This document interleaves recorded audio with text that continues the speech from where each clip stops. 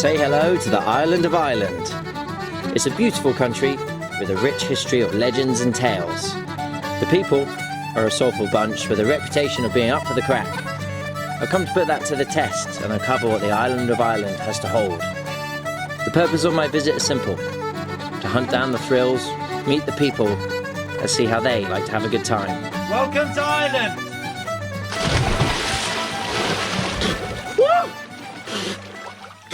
We call it the island of Ireland because it's made up of two separate countries: Northern Ireland, which is part of the United Kingdom, and the Republic of Ireland in the south.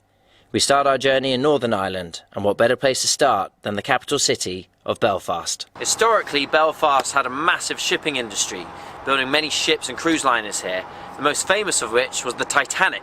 Now if you take a look behind me, this is exactly where the Titanic was built, and it would go right up many meters above us before it set sail.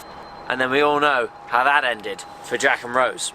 So the Titanic was too large to be harboured, so in order to get people on the boat, they had to ship them to the boat. Now you may remember in the film, there was a boat that went out to take the very last people. Well, that was this boat, the Nomadic. This was the last boat to ever take people to the Titanic.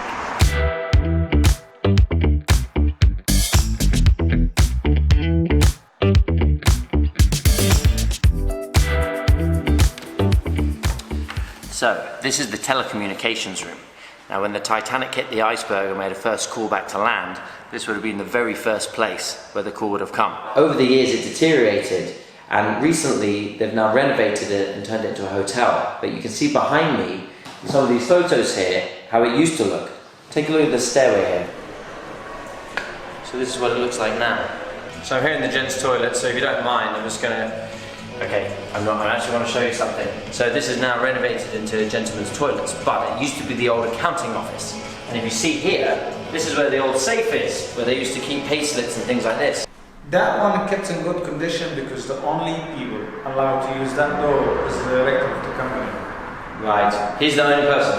The only people, it's 4 of them or 3 of them, they used to come in here. Exactly here you go. You can, if you look at this picture, you can realize that one of the funnel is fake. Well, one funnel wasn't working. Fake. Right. It's just a kind of decoration. So it was a 3-funnel working ship, and then one was just put there to make it look massive. Ah, you can see it easy. Right. Look at it.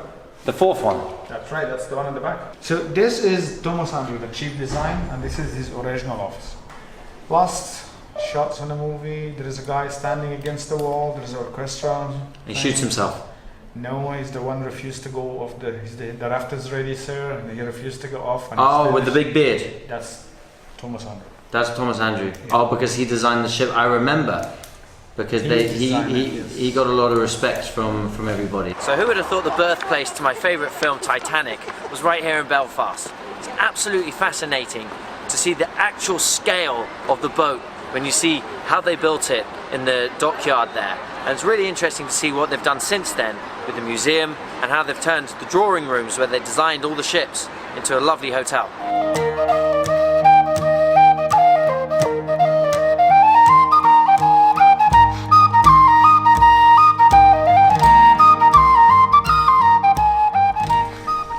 Wish me luck, old pal. So we've taken a drive this morning about an hour north of Belfast through the Glens of Antrum to Sheen's horse farm.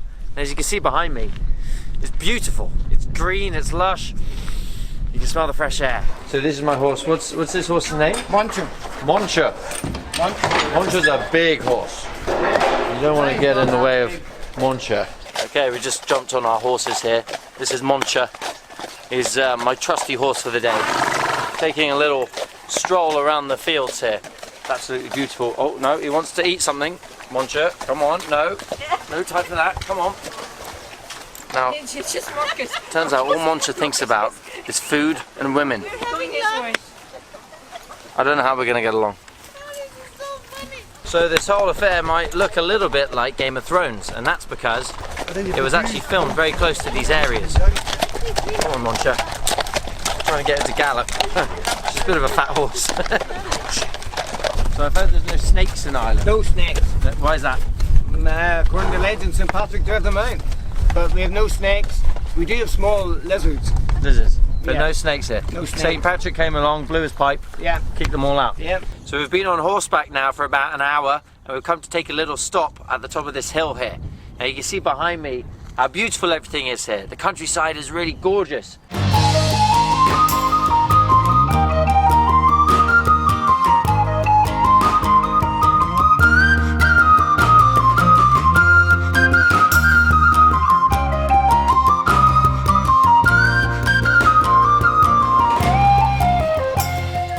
Winter is coming, horse. Winter is coming. So I'm walking along the King's Road through the Dark Hedges to Castle Black, the home of the Night Watch. Now, if you don't know what I'm talking about, it's because you don't watch Game of Thrones. But if you do, then you'll be very jealous right now, because I'm at the Dark Hedges. Now, Northern Ireland is the home to many of the scenes and the plots of Game of Thrones, and you can come down here and see it for yourself, or you can see it another way. If you want to see the Game of Thrones, taking the chopper. I've come up to the Causeway coast on the northern tip near the town of Bushmills, where Bushmills whiskey originated. The beautiful scenery and ancient ruins are why many of the scenes of Game of Thrones was filmed here, attracting many fans of the show and tourists alike. But this is not the only reason why this is Northern Ireland's most visited destination.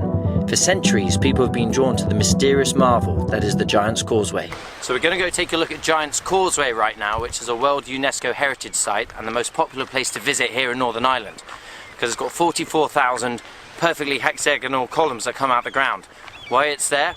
Well, there's a lot of myths and legend about why it's there. So let's go take a look.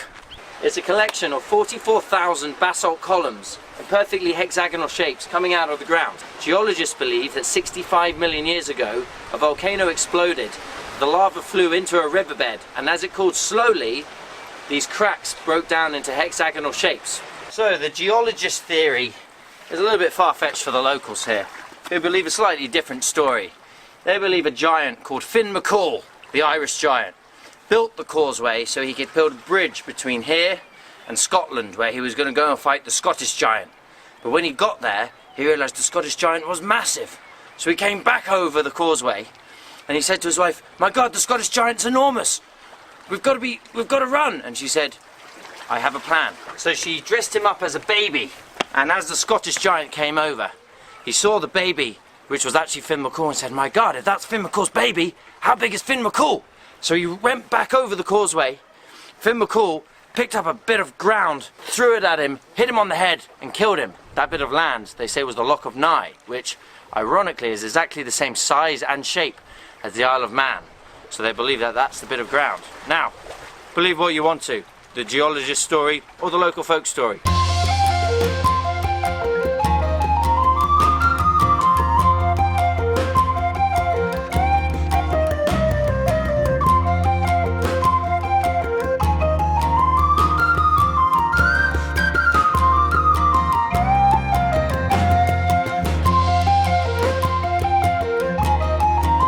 To rest my head before an early start tomorrow, I've come to a small seaside town called Portrush. So it's 6:30 a.m, I'm staying at the Atlantic Hotel. I asked them where breakfast was, and they've sent me down here. So, where's breakfast? In there. Okay, so I figured out what we're doing for breakfast. I'm here on a fishing boat. They said, no catch, no breakfast. So, we're going out into the Atlantic Ocean, which is absolutely freezing, and it's already pretty nippy and quite windy. Safety-wise, that's all I'm going to say. Are there any questions about that? Are there enough life for us for the number of people on the ship? The little boats are gone from the breast of Liffey. The ferrymen are stranded on the quay. The Dublin docks are dying, the way of life is gone. Molly, it was part of you and me. Where's the treasure? The treasure Yeah, in the museum. in the museum now. There must be some little bit scattered around. Well, there are, but you're not allowed to dive on it. Ah, you see. Trying to keep secrets. I see there's lots of seagulls here. So is that a clue that there might be some fish here? Yes. Okay, so we've just chopped up some mackerel for our bait. Put it on my fishing rod here. Now, gonna drop this in. So, I'm not quite sure how we do this.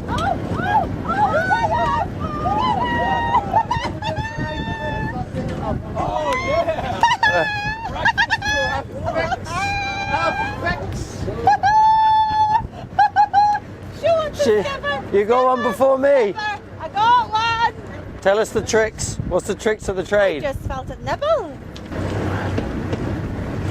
I think you guys are cheating. Everybody's catching fish except me. I think they're cheating. I think they've got a bucket of fish and they're just pulling them out just to make me feel bad. I need a picture, Peter. Oh look! That's a good one. That's a good one. Oh, I got something. When you catch one, does it feel like a big tug? Oh, you definitely know you can feel this little like Yeah. just jerking at it, yeah. Right. So definitely haven't got one then. So I didn't catch any, but as a group we caught 4. So I'm hoping if I'm nice to somebody, they might share their fish with me. Where the strawberry beds sweep down to the Liffey, you'll kiss away the worries from my brow. I love you well today, I love you more tomorrow. If you ever love me, Molly, love me now. Who wants some? Who wants some? Who's got it? Who's quick? Who's quick? Where's he gonna go? Is he gonna go there? Oh! I've got a feeling that the chef is gonna help us make it nice and tasty, and looking forward to that. So Yep, will do. we go. Lip smackingly good.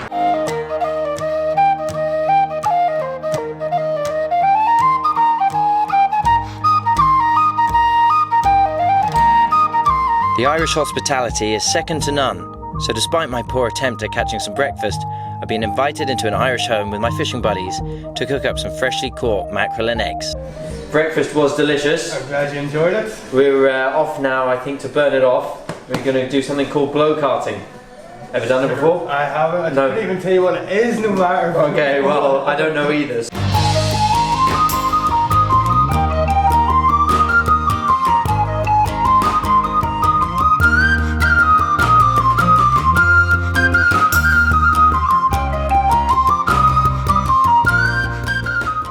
So we're down here on the beach right now, and as you can see, it's very, very windy, which is perfect for what we're just about to do, which is blow karting. So if you take windsurfing and go-karting, you get blow karting. Now these things, as you can see, have a sail like a windsurf and wheels like a go-kart, so you can practice windsurfing on the beach, on the ground. So how fast do these go at top speed? The top speed in the world is 62 miles an hour. Oh Lord. With regards to stopping, what did I say again? You're in the stop position now, with the sail directly over your head. But it didn't stop. No, well, it's rolling down the hill. This here? Whoa! Yeah. And once it does that, you let that rope go immediately, yeah? Okay. And steer into the wind, and when you steer into the wind, it'll come back down. So the wind is at 22 knots today, which is fast. So it's had to reduce the sails twice so we don't lose control. Now John is the guinea pig and he's giving it a go. So I'm going to watch attentively while he does this. Yeah, and then My God, we almost lost him. Oh, thank God.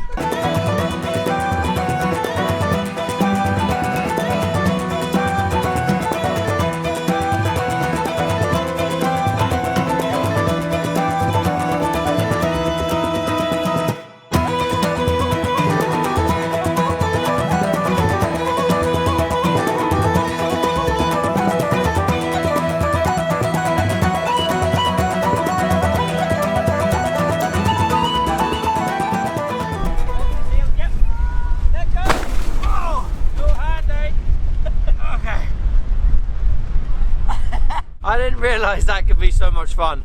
Woo! I was like a Formula 1 racing driver.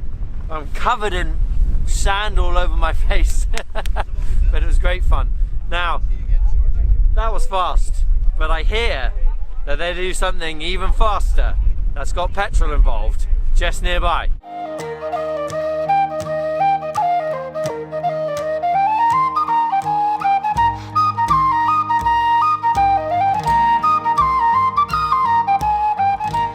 So you're probably wondering, what am I doing here?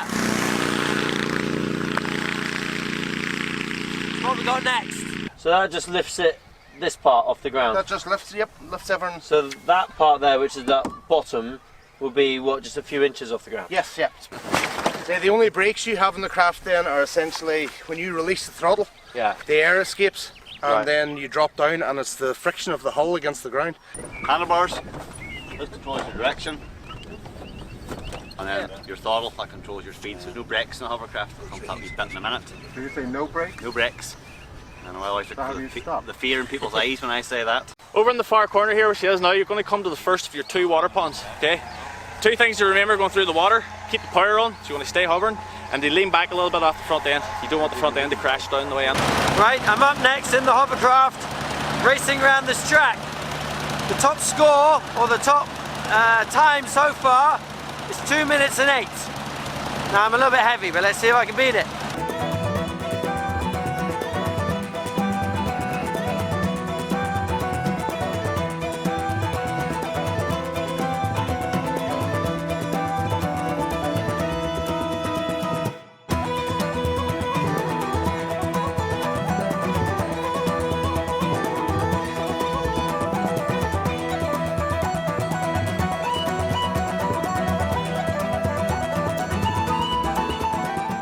Your fastest lap, both laps are actually identical, 1:57.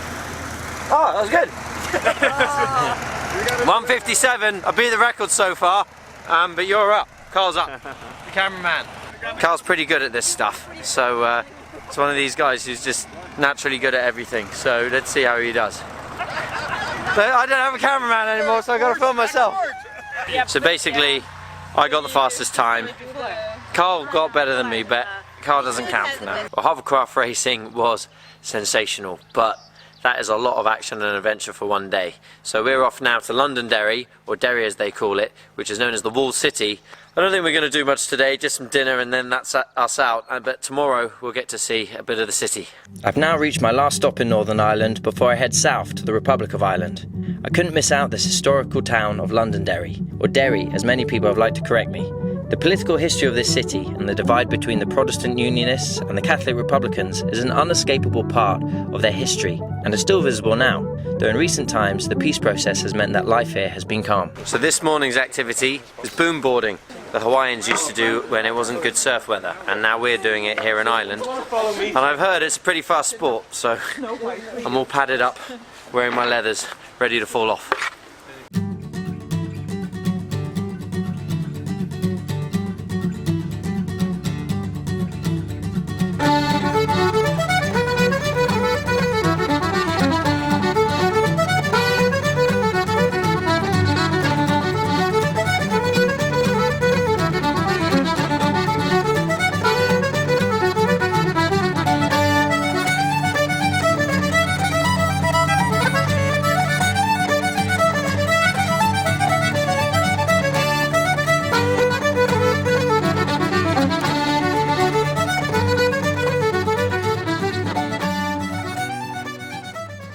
So we've been learning boom boarding, learning how to stop, how to turn and how to control it.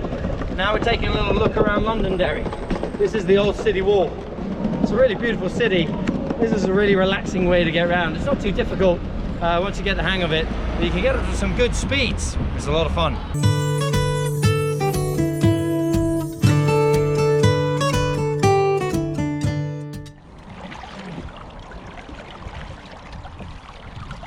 So we're going for a bit of midnight kayaking on the River Foyle. Now, it may not look like midnight because it's summertime and the sun doesn't set till at least 10:30, but we're going to be going for a couple of hours, so it should get dark a little bit later on. Now we're going underneath the Peace Bridge, which you can see behind me, which was built in 2011 to bond the two sides between the Catholics and the Protestants. Did you bring your towel? Did you bring your towel? A towel? Yeah. No, I have no towel. Try not to fall in, because if you put your hand in the water just for 5 seconds, whew, pretty cold. Got a little midnight snack. A little bit of chocolate cake. Just makes everything a bit more interesting. Oh, my legs feel a little bit strange. Haven't used them in the last 2 hours, but that was great fun. Really quite nice and peaceful to be out on the water there when at this time of night when there's no cars around, you know, nothing.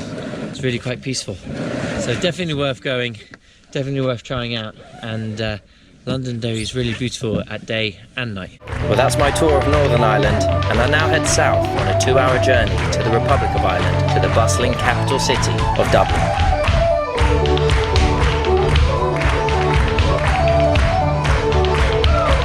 Dublin is known as one of Europe's most vibrant cities, and the economy has been strong in the last decade, which has only added to the buzz of the place. I'm intrigued to find out about the way of life of the people here. I've come to find out a little bit about Irish culture and history, and what better way than by learning about Gaelic games right here at its home in Croke Park. You were saying Cork was your great-grandmother? Yeah. So this is your beloved Cork. So that's the Cork shirt. That's the Cork shirt, so that's your roots. So my great-grandmother was from Cork, so... And how it works in this country, that means you are now a Cork supporter. That's it. Right, so I don't have a choice. No. I'm born into Cork. Yes, correct. Right. But what if? No what if. This is probably the bit you've been looking forward to the most. Yeah. This is the chance to actually practice some of the skills. So I'll introduce you to the equipment. That is a sliotar. That's the name of the hurling ball. You'll gather it's very similar to a baseball. That in a game can travel at 180 kilometres an hour. And they catch it with their hands? Yes. So 180 miles an hour and you've got to catch that? Yes.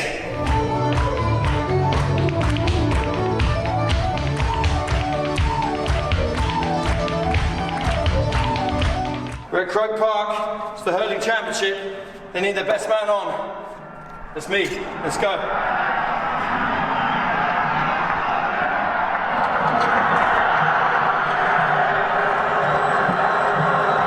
We're by the pitch now. Now, one thing I've noticed is it's bigger than a rugby or football pitch. It's significantly so. So if you take, say, the Metropolitano Atletico Madrid's ground, Champions League final was held there, Liverpool and Spurs. The length of the field's about 110 metres long, 65 metres wide.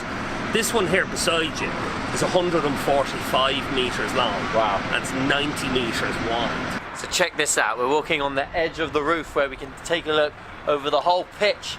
If you're scared of heights, this isn't for you. Woo! And you can see the scale, not just how much bigger the pitch is than an average football pitch, because it's 140 metres long, but the seating, over 82,000 seats. It's the biggest stadium in Ireland. So these are all the Gaelic Games clubs, and you can see this, just here, are the different clubs just in Dublin. If you take a look over here, there's some of the international teams, and here, where Asia is, you might notice the Dubai Celts back home. Come on, Dubai Celts.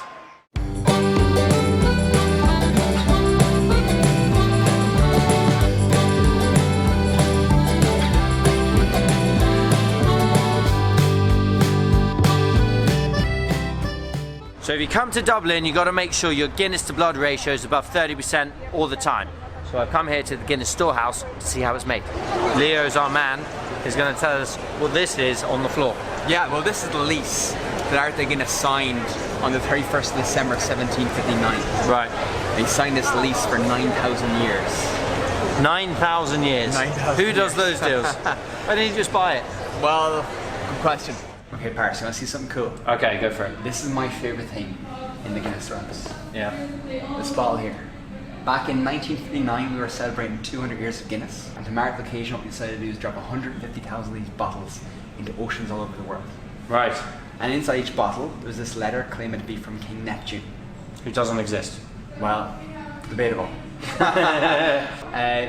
Inside each letter was stuff stating like, this is King Neptune, God of the sea, drink Guinness, it's good for you, it's what the gods drink.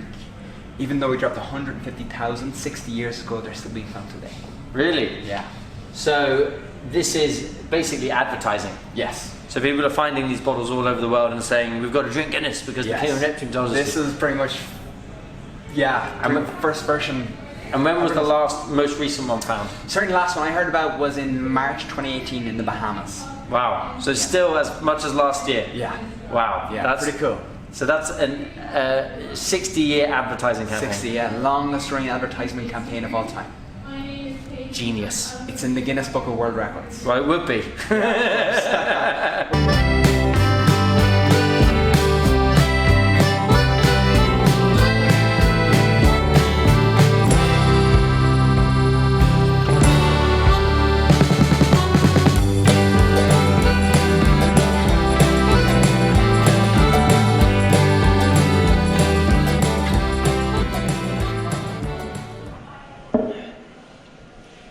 Okay, Paris, we're gonna see if you're listening.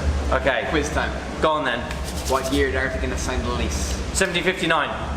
For how big a brewery? Oh, 57 acres. 4.2. 4.2 acres. It is in 53.5 now. 53.5. What colour is Guinness?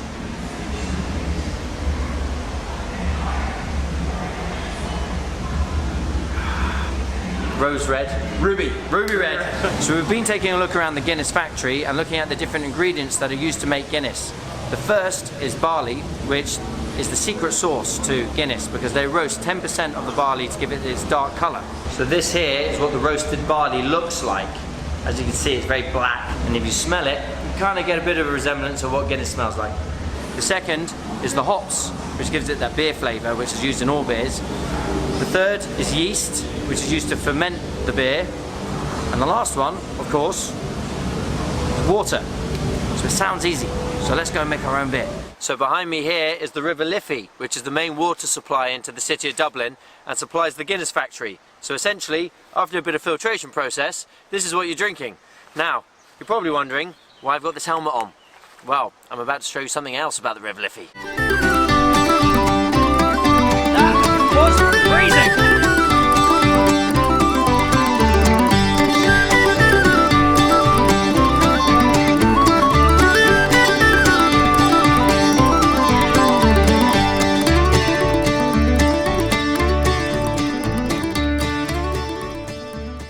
Okay, so we're entering our first rapid here. This is a hydroelectric dam that would power Dublin. The tactics to get down this thing is we're going to all jump in the back of the raft so it does a wheelie, and then as it goes over, we're all going to jump in the front. Don't ask me. Holy shit! Right, go into the front! Go!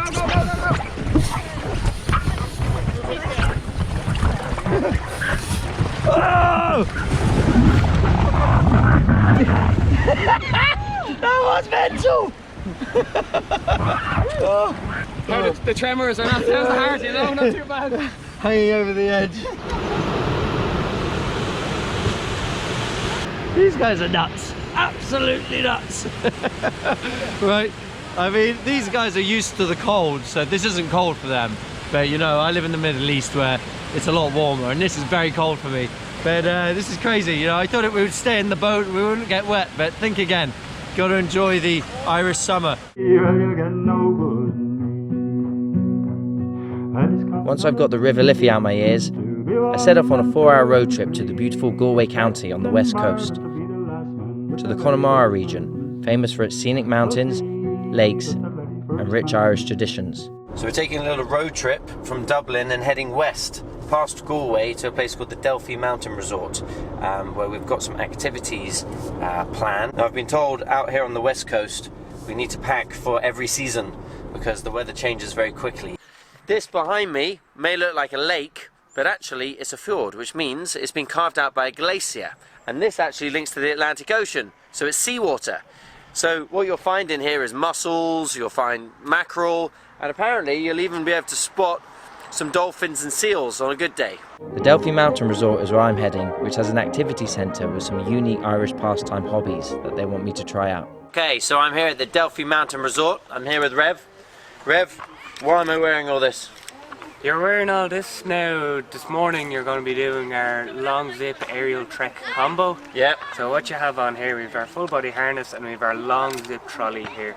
So as you can see behind me, this is the Liffey mountain range, which goes up to 800 meters. Now the high mountains, combined with the fact that this is the second most rained upon piece of land in Europe, because it's next to the Atlantic Ocean, means that there's a lot of fast flowing rivers, great for whitewater rafting and kayaking. Balance is on point. Getting ready for this baby, the zip line. Take a look at that. How long is this? 200 and something meters. 200 meters, and it goes how fast? Quite fast. Quite fast. That's fast enough for me. 3, 2, 1, go.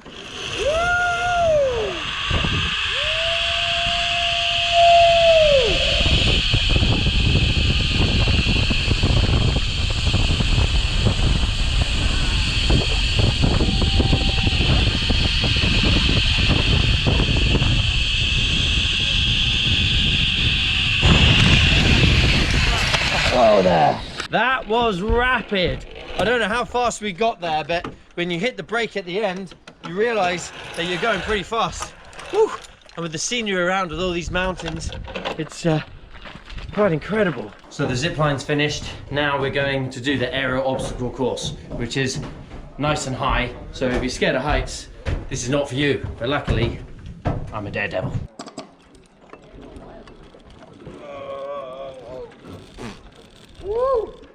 I wish I could say this is the most idiotic I've looked today, but there's an Irish pastime that the locals have been eager for me to try, which I think might top this. I've done some pretty stupid things in my time. I've eaten the world's spiciest chili wings, which put me in hospital. I've raced the world's fastest powerboat when I don't even have a license for a dinghy. But what I'm about to do might be the stupidest thing I've ever done. I think this is all right here.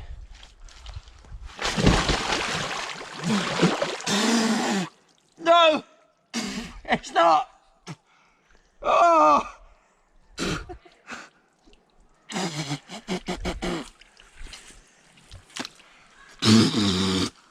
So this is bog diving. Oh, and as you can see, it's full of mud, right? This is the peaty mud that creates these bogs, which they actually dry up and use for fuel, because it's basically, whoa! It's basically dead moss. Oh, I think I stepped on a dead animal, or something's gross there. There's something squidgy. Yuck. Okay, do this. Oh, right, now, the locals seem to find it fun to go bog diving, which is basically what I'm doing now. This is kind of like a weekend sport for them. Are there snakes in here? Oh, do you reckon there's snakes? Oh my god, it's squidgy in the bottom. Oh my god. Oh my god. There's something there.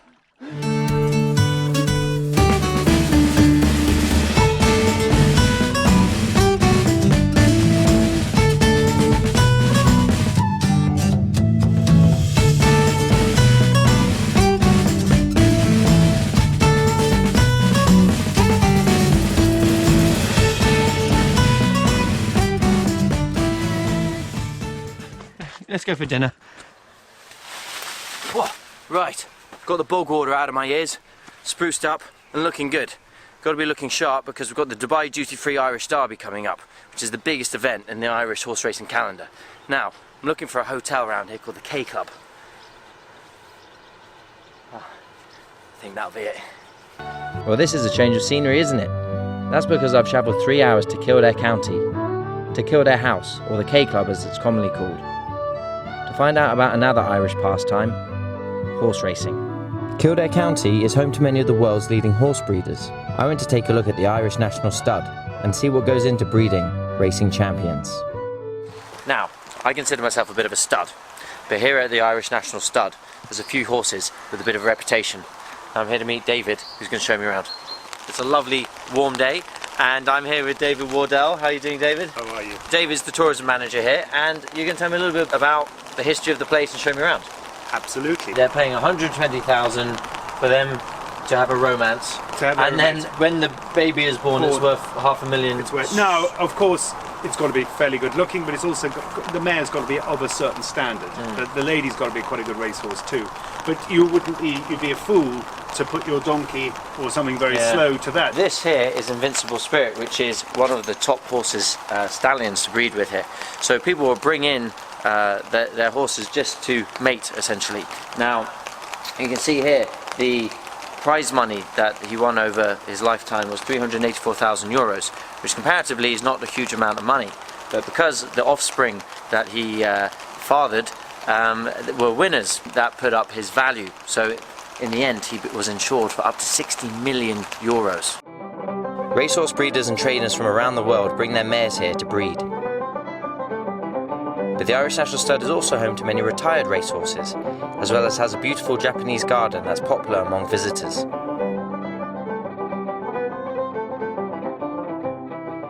Now that we've found out a little bit about the breeding business, It's time to go to the Curragh racetrack, where I've caught up with Colin McLaughlin, the CEO of Dubai Duty Free, who are the official sponsors for the Irish Derby.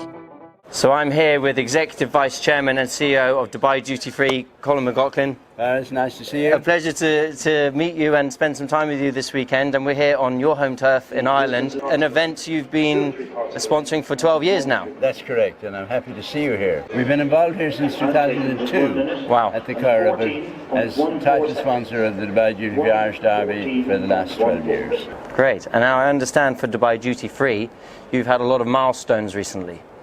We've been doing a lot of things recently. First of all, on behalf of Dubai Duty Free, we passed $2 billion sales last year. Incredible.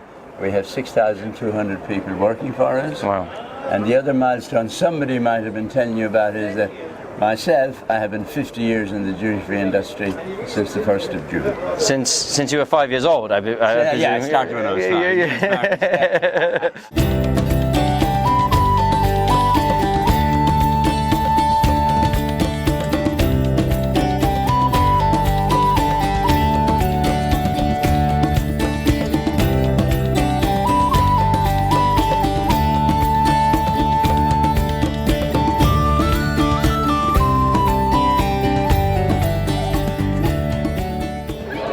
So betting is a big part of the horse racing scene here in Ireland, and you can see behind me the bookies all giving a different rate on different horses, doing it the old-fashioned way with tickets.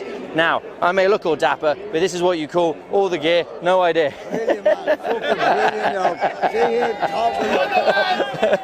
What's your name? Mikey. Mikey? Mikey and Paulie. Mikey and Paulie. How's it going, guys? Now listen, I'm looking for some tips on horses. Yeah. Do you guys know what's going on? I do. Hold on for 1 minute. Yeah. I'm going to read you through. You need to tell me the winning horse. Listen, the winning horse of the next. Won the last race. Now here we go. Here we go. Now this is from a very intelligent fella in Dublin. All right, there you go. I want you to read them three. 3 horses at the Curragh: Seskin, Knapp, Broome, and Georgeville. That's your money on. I've heard that I've heard Broome mentioned a few times. Okay, yeah. Money on Broome. Yeah, put your money on Broome. Thank you, Paulie. Yeah, if you want. Yeah, go on then. Go on.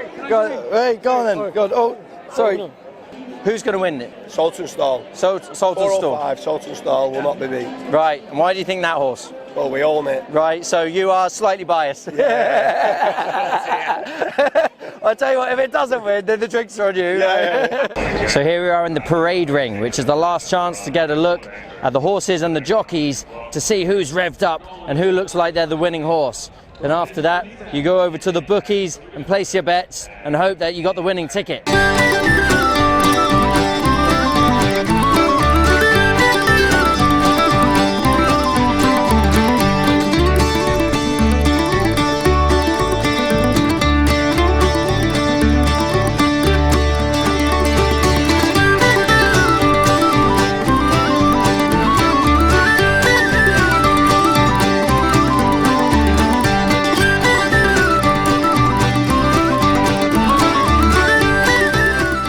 6 races down, and the next one's the big one, the Irish Derby. Now, it's a 2,400 metre race, and there's €1.5 million up for grabs. Now, I'm backing Mad Noon, number 5. It's owned by Sheikh Hamdan himself.